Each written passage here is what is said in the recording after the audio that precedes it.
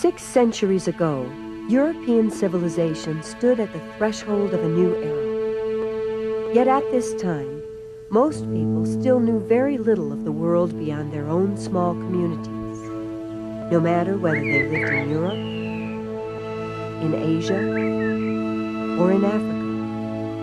In fact, in the 1400s, most people still thought the world was flat, and understanding of geography was so poor that the best map of the world was over 1,000 years old, having been made not long after the time of Christ.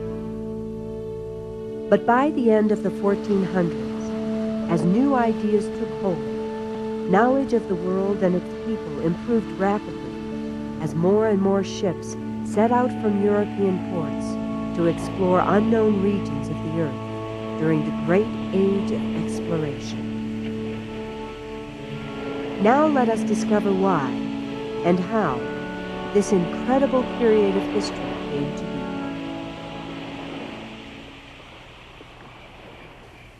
At the start of the 15th century, European civilization was still largely feudal, based on self-sufficient manors worked by landless serfs who labored in exchange for a share of the crops they raised and the protection offered by their landowning lords.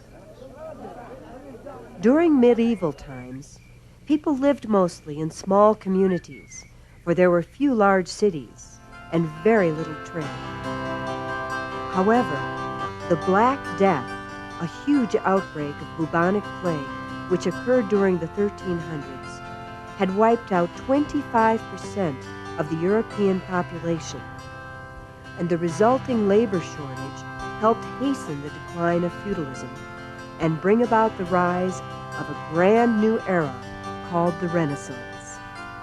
The word Renaissance means rebirth, and that is just what it was, a time when people began to throw off their old medieval ways, adopting new forms of architecture and art, as well as new ways of living, based on a rediscovery of the civilizations of ancient Rome and Greece.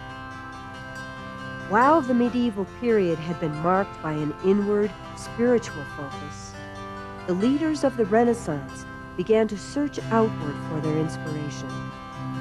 And as a result, there was a burst of interest in geography, astronomy, anatomy, trade, and inventing.